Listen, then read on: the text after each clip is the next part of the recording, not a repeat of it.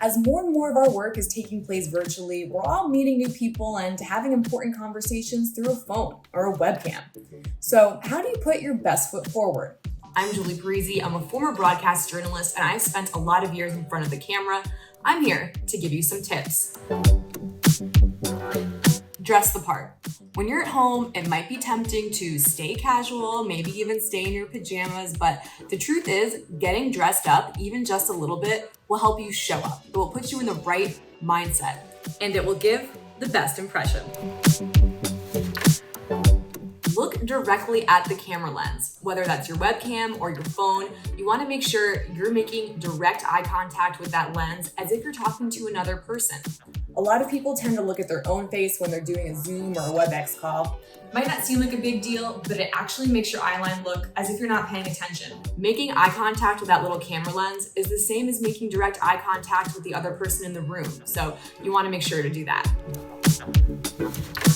Speak loudly. This is something I tell almost everyone that comes through our media training studio. You want to speak a little bit louder than normal, as if that camera is actually 10 feet further back than it really is. Really envision bringing your voice from your diaphragm up through your throat and lobbing it over that camera. What this does is add confidence and authority, even if maybe you're not feeling super confident in this virtual world we live in now.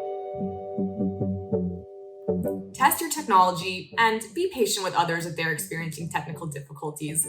This new work from home lifestyle is new to many of us. Before connecting on Microsoft Teams or on Zoom, make sure your internet's working. Sign into that online meeting just a few minutes early. Make sure your camera's working, make sure the sound is working, make sure there's no background distractions going on.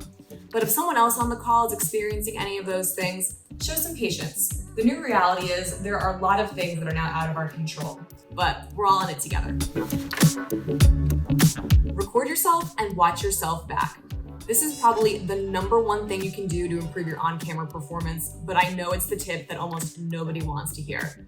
It might be painful to watch yourself back, you might cringe a little bit, but it's really easy to do and it will be so worth it. Practically all of us have smartphones now, so think about what you're going to say on your next video call. Record it and really look at your expressions. Are you smiling enough? Are you smiling too much? Are you actively listening? Are you showing that you're engaged? Watching myself back is how I learned that I sometimes tend to look stoic or even worse, disinterested when I'm not talking. So I really worked on maintaining an active listening face with a slight smile, making sure my eyes were wide open, making eye contact with whoever was speaking, and it went a long way towards improving my performance.